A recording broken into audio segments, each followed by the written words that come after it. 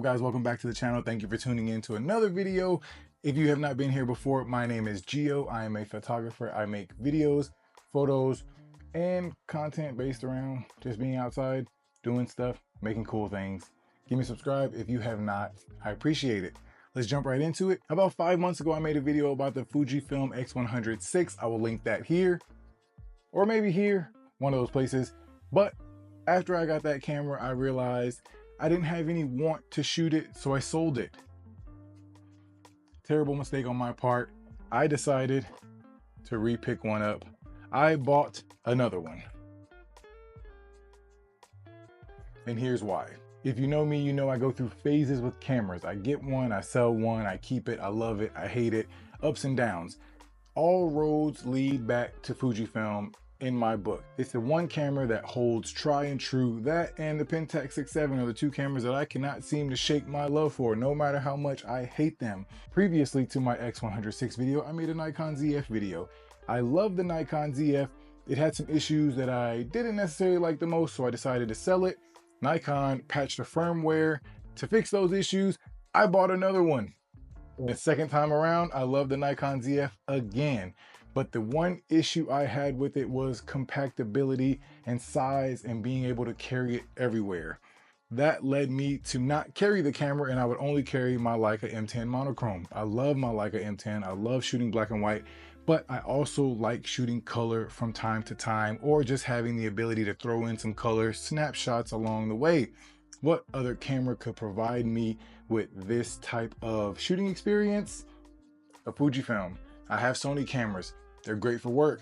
They don't do what I need them to do from a creative aspect. I went down a rabbit hole of, should I buy an old Fuji? Should I buy an X Pro 1 again? Should I buy an XE2, XE3, XE4? They're making a new XE5, by the way. But I actually came across a friend that was selling an X100VI. I had just sold the Nikon ZF for the second time. I had some extra funds. Since one was available, I decided to buy another X100VI. And I always gripe on this camera, but I always end up coming back to it because it does everything I need it to do. People complain about it being APS-C. That's fine.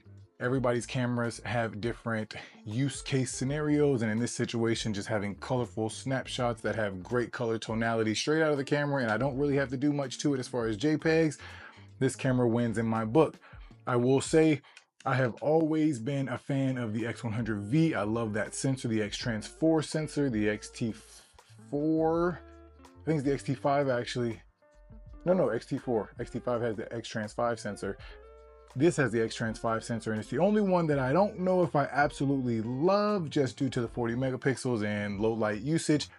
But once you learn the limitations, you realize you do what you want to do and you make the camera work for you. I've had this shortly within the last few weeks, and it has done everything I wanted it to do for me. If you saw that recap little montage I made in the beginning of the video, I decided to take the Fujifilm X100VI out with me to shoot some B-roll and just be outside making regular images. It's nice to be able to throw it into my bag. It's crazy because it started raining insanely. I knew it was gonna rain. I had an umbrella. I left it in my car. Made my way out to the museum, started pouring, had to run back to my car, got stuck in the trunk of my car while it rained, and then 30 minutes later, the sun is nice and pretty outside. And you would have thought the rain had never came to Kansas City. If you have not lived in the Midwest or do not, that's a brief little insight on how quick the weather changes around here. One of my main loves and reasonings for continuing to buy this camera over and over again is the ability to put it where I need it to be and to carry it with me. I am a big minimalist fan when I'm outside because I carry a camera everywhere. If you've been here and you watch videos of me, then you know I say that all the time. I like to carry my cameras everywhere I go because I like to photograph things. If a camera isn't going to make you want to carry it, don't buy it.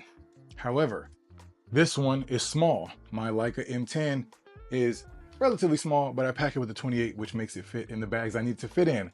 I mainly carry this Wandrd 3-liter Sling. If you guys can see, it's a pretty small bag. It's a pretty small bag. It is tiny on the inside. It has a pocket for my wallet, pocket for my camera. It is very easy for me, hold on, flip it around this way. There we go. It is very easy for me to throw this in my bag and then just zip it up, hit the road with it. Extremely easy. I like being able to throw things in a tiny bag, being able to leave. With that being said, Evergreen also has a new Heritage 1-liter sling that is insanely small, and I love it for that reason. I'm able to open it up, it's a tiny little bag. I'm able to throw my Fuji in that bag, if you guys can see, and then I can hit the road. It makes my life insanely easy to be able to throw my camera in a little pouch like this and then just leave and go about my day. I can go to the store, I can go to work, I can throw it on my shoulder, and I can just be outside and always have a camera with me, and therefore I don't miss moments that I typically would if I had left my camera at home. One of my greatest things ever.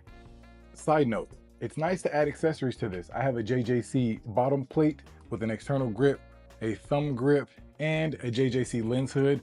This round lens hood is one of my favorite lens hoods ever. JJC did not sponsor this. I just really like the lens hoods because they're round, they come off. I can literally put the lens hood back on just like that. When I want to use my circular polarizer, I just take it off. I use my polarizer on the everyday short stash filter, and then I literally just throw the lens hood back on and prevent sun flares, but it also just makes the camera look cool. It's light, it's small, compact, and it's such a winner. I love their accessories. Also, shout out to Wandrd and Evergreen. You guys are the GOATs. Back to the video, a couple points I'll make and then we'll get out of here. It has been refreshing to get back to Fuji colors. I will say I very much like the colors. It's nice to be able to have a camera with me. Whenever I see something that seems photo worthy, I see an older car, I stop and take a photo of it. If I'm at, you know, the museum getting coffee, the lights look nice, I take a photo of it. It's cool just to have some color images when I don't want to carry my Leica everywhere. I love my Leica.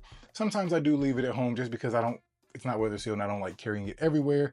So it's nice to have a secondary beater camera that I can just have with me to photograph things that I love. I know the hype and the shortage in the market has made this camera insanely hard to get, and they kind of boost the ego of what it can do. I think it has very, very strong boundaries or limitations.